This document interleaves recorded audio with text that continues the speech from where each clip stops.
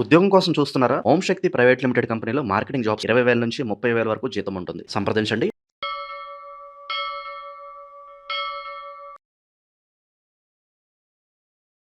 అందరికీ నమస్కారం. ప్రస్తుతం మనతో పాటు ఉన్నారు ప్రముఖ జ్యోతిష్య వాచస్పతి బ్రహ్మశ్రీ పోతుకూచి చంద్రమౌళి శాస్త్రి గారు. గురుగారితో మాట్లాడతాం. నమస్కారం గురుగారు. ఓం శ్రీ మహాలక్ష్మీ దేవ్యే నమః.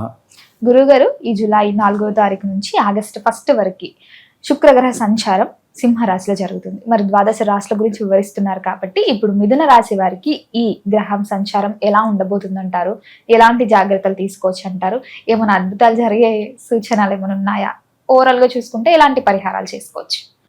మా మహాలక్ష్మీదేవి యొక్క స్వరూపమే శుక్ర భగవానుడని మనం చెప్పుకోవాలి. ఈ కలియుగంలో ఏ యుగంలోనైనా సరే శుక్రుడు ఆనందానికి, అట్లాగే ఆహ్లాదానికి, అనంత కోటి అయినటువంటి ధనాన్ని వర్షరూపకంగా కురిపించేటటువంటి గ్రహం ఏదైనా ఉంటే అది శుక్రగ్రహం. అందుకనే రే నాయన, వీడికి శుక్రమహర్దశ పట్టింది, చాలా విశేషమైనటువంటి జీవితం ప్రారంభమైందిరా, ఇక వీడి జీవితంలో ఏది ముట్టుకున్నా బంగారమే. అంటే మనకి బంగారానికి సంబంధించి గురుడు, బుధుడు, శుక్రుడు ప్లస్ రవి కూడా రాగికి సంబంధించిన, ఈ 3 గ్రహాలలో శుక్రుడు బాగా బంగారానికి సంబంధించిన వాడు. ప్లస్ స్త్రీలు అంటేనే శుక్రగ్రహం. అంటే శుక్రగ్రహంలోంచి పుట్టిన వాళ్ళు స్త్రీలు, కుజగ్రహంలోంచి పుట్టిన వాళ్ళు పురుషులు అని చెప్పి శాస్త్రంలో ఉంది. అందుకనే సౌందర్యానికి, అందానికి, తేజస్సుకి, ధనానికి, కీర్తికి, ప్రతిష్టకి ఏ రకంగా చూసినా సుగంధ ద్రవ్యాలను ఉంటాయి కదా, పూలు కావచ్చు, సువాసన కలిగించేటటువంటి పూలు కావచ్చు, పత్రాలు కావచ్చు, ఇంకేదైనా ఆహారపరమైనటువంటి పదార్థాలు కావచ్చు, ఏవైనా అంతే కదా, అవన్నీ కూడా ఏంటి, సుగంధ పరిమళ ద్రవ్యాలు అంటారు. అంటే దేవతలకి ఉపయోగపడేవి శుక్రగ్రహానికి సంబంధించిన పుష్పాలే. స్త్రీలు పుష్పాలు ధరిస్తారు. అసలు ఇప్పుడున్న కాలమానంలో స్త్రీలు అసలు పుష్పాలు ధరించట్లేదు, ఏదో ఫంక్షన్స్కి మాత్రమే, పెళ్ళిళ్ళకి చేస్తున్నారు. పెళ్ళిళ్ళకి కూడా చాలా వరకు ప్లాస్టిక్ పూలే వాడుతున్నారు, అందంగా ఏదో సినిమాల్లో చూపించినట్టుగా. రియల్గా మల్లెపూలు, తెల్లటి పూలన్నిటికీ శుక్రుడు అధిష్టాన దేవతమ్మ. ఎవరైతే తెల్లటి పూలని ధరిస్తారో స్త్రీలు, వారికి అఖండ సౌభాగ్యం కలుగుతుంది. అంటే వివాహం అవుతుంది, వివాహమైన తర్వాత అన్యోన్య దాంపత్యం కలుగుతుంది. దాని ద్వారా కుటుంబంలో నిత్యము సుఖంగా, సంతోషంగా వీరు వండి పెట్టడము, భర్త భుజించటము, వీరి మధ్య అనురాగము, ఆత్మీయత వృద్ధి చెందుతూ సత్సంతానానికి దారితీస్తుంది. సౌఖ్యం లేదనుకో అమ్మా, భార్యాభర్తల మధ్య అసలు సౌఖ్యము కలగాలన్నా ఆకర్షణ అందముతోనే ప్రారంభమవుతుంది. ఒక పురుషుడు స్త్రీని ఆకర్షించాలి అంటే ముందు స్త్రీలో కొన్ని లక్షణాలు ఉండాలి. అంటే తేజోమయంగా, అంటే అందంగా, రమణీయంగా తయారయ్యి పుష్పాలు ధరించటము. ఇది మంగళదాయకం అమ్మ. పుష్పాలు అందంలో ఒక మంగళదాయకము. మన అమ్మవార్లకి పూలు ఎందుకు పెడతారమ్మా? దేవాలయాల్లో కానీ మన ఫోటోలకి పూలు తెచ్చేస్తాం. ఒక్కొక్క పూల మూర దండ 60 రూపాయలు ఉండని, 100 రూపాయలు ఉండని తెచ్చి వేస్తాం. కానీ స్త్రీలు మాత్రము ఇప్పుడున్న కాలమానంలో ధరించట్ల. అందుకనే సంతానోత్పత్తి తగ్గిపోతుంది, సృష్టి ధర్మము నడవట్లేదు, ప్రేమలు ఆప్యాయతలు తగ్గిపోతున్నాయి. ఆలు మగలికి మధ్య, అంటే దంపతులకి ఒకళ్ళ మధ్య ఒకరికి విద్వేషాలు, విపరీతమైనటువంటి కొట్లాటలు, కోర్టు కేసులు, డబ్బంతా కూడా. ఇప్పుడు ఎలా ఉంటుందంటే అమ్మ వ్యవహారము, స్త్రీకి అందము ఎంత గొప్పదో, ఇగో ఫీలింగ్స్ ఉన్నాయనుకోండి, కుటుంబాలు చెల్లాచెదరైపోతాయి.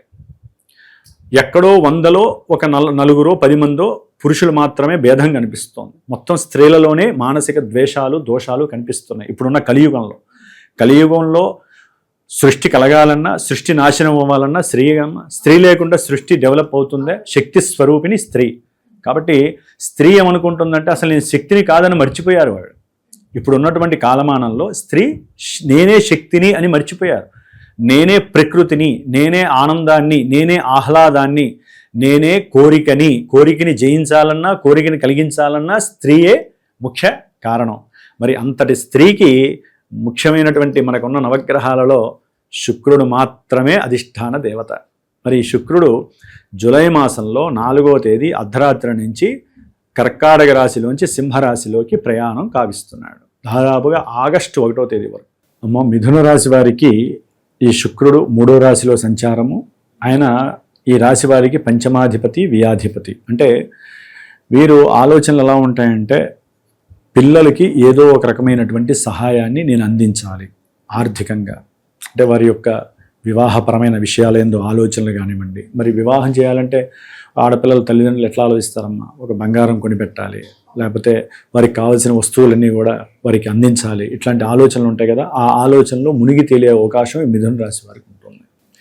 అట్లాగే సాధ్యమైనంత వరకు పెట్టుబడులు పెట్టడానికి కూడా ఆలోచనలు రకరకాలుగా ఒకసారి తీసుకుంటా అనుకుంటారు, పెట్టుబడులు పెడదాం అనుకుంటారు, మళ్ళీ తెలియని భయం ఆవేశిస్తూ ఉంటుంది. పెట్టుబడులు పెడితే లాభం వస్తుందో నష్టం వస్తుందో, ఇట్లా భార్యాభర్తల మధ్య కొంతమందికి అయితే కనుక అట్లా ఇబ్బంది. ఇండివిజువల్గా ఎవరన్నా పెట్టుకోవాలన్నా కూడా ఎవరో ఒకళ్ళ యొక్క సహాయం, ముఖ్యంగా తండ్రి గారి సహకారంగా తీసుకోవడం చాలా ఉత్తమం. పెళ్ళైన వాళ్ళైతే కనుక మగవాళ్ళు పెట్టాలనుకుంటే భార్య యొక్క సలహా తీసుకోవడం చాలా విశేష ధర్మం అనమాట. ఎందుకంటే 3వ స్థానంలో శుక్రుడు ఉండటం కొంతకు మంచిదైనప్పటికీ కూడా కేతువుతో కలిసి ఉన్నాడు కాబట్టి వీళ్ళకి మల్టిపుల్ విచిత్రమైనటువంటి ఆలోచనలతో ఉంటూ ఉంటారు. అట్లాగే కొత్తగా ఎవరైనా స్త్రీలు మిథున రాశి వారి పురుషులకైతే కనుక అదే స్త్రీలకైతే కనుక కొత్త వాళ్ళతో పరిచయాలు కలగడానికి అవకాశం ఉంటుంది. ఆ ఆలోచనలో రకరకాల డిఫరెన్షియేషన్స్, అంటే ఆ ఆలోచనలు కొంత వక్రత్వంగా కూడా ఉండటానికి ఈ శుక్రకేతువుల యొక్క సమాగమం ఉపయోగపడుతుంది. కాబట్టి ప్రయాణాల యందు కూడా కొంచెం జాగ్రత్త,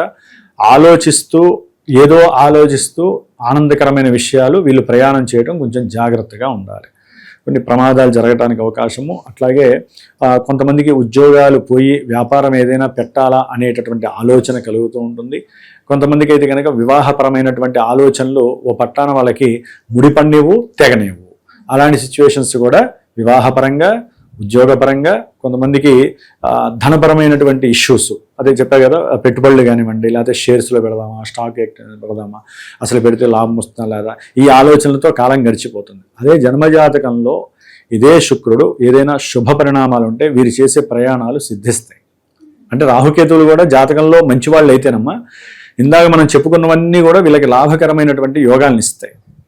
లేకపోతే అవన్నీ కూడా రిఫ్లెక్ట్ అవుతాయి, వేరే రకంగా నెగిటివ్గా రిఫ్లెక్ట్ అవుతాయి. ప్రయాణాల యందు సమస్య, తల్లిగారి యొక్క అనారోగ్య స్థితులు వీరికి ఆర్థికంగా నష్టం కలిగించటము, పెట్టినటువంటి పెట్టుబడులు నష్టాలు కలగటము, ఎవరికైనా వీరు సహాయం చేసి మళ్ళీ వాళ్ళని తిరిగి అడిగితే వాళ్ళు ఇవ్వకపోవటము, సంతానమే శత్రువులుగా మారటము, సంతానపరమైనటువంటి విరోధాలు, లేకపోతే కుటుంబీకులతో రకరకాలైనటువంటి సమస్యలు, ఏదో పెళ్లిల్లో వాడికో విందులు వినోదాలకు వెళ్తారు కదా, అక్కడ రకరకాల సమస్యలు ఇలాంటివి కూడా కలగడానికి మిథున రాశి వారికి అవకాశాలు ఉన్నాయి. కాబట్టి కాస్త ఈ మాసం అంతా కూడా వీరు ఇప్పుడు ఎటు మనకి వారాహి అమ్మవారి యొక్క ఉత్సవాలు వస్తున్నాయి కాబట్టి లలిత అమ్మవారి ఉపాసన ఉన్నవాళ్ళు లేకపోతే లేని వాళ్ళు ఎవరైనా సరే లలిత అష్టోత్తరం కానీ వారాహి అమ్మవారి అష్టోత్తరం కానీ చేసుకోవటము.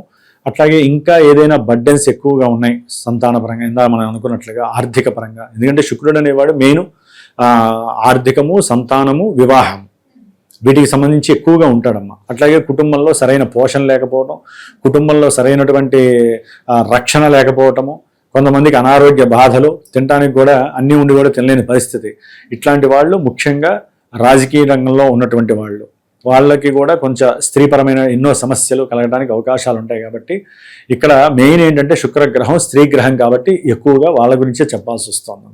అందుకనే స్త్రీ దేవతని ఆరాధించుకోవడం ద్వారా స్త్రీలకి వాళ్ళకి మంచి జరుగుతుంది, పురుషులకి స్త్రీల వలన కలిగేటటువంటి నష్టాలు కష్టాలు కలగకుండా వారిని వారు కంట్రోల్ చేసుకునే అవకాశం కలుగుతుంది. నూతన పరిచయాల దగ్గర చాలా జాగ్రత్త, మోసపోయే పరిస్థితులు అధికంగా ఉన్నాయి. ఎక్కువగా అది ప్రయాణాల యందు జరగడానికి అవకాశాలు ఎక్కువగా ఉన్నాయి. గురుగారు, మొత్తం మీద శుక్రగ్రహ ప్రభావం వల్ల మిథున రాశి వారికి ఎలా ఉంది, ఎలాంటి జాగ్రత్తలు తీసుకోవాలో తెలియజేసినందుకు ధన్యవాదాలు. శుభమస్తు.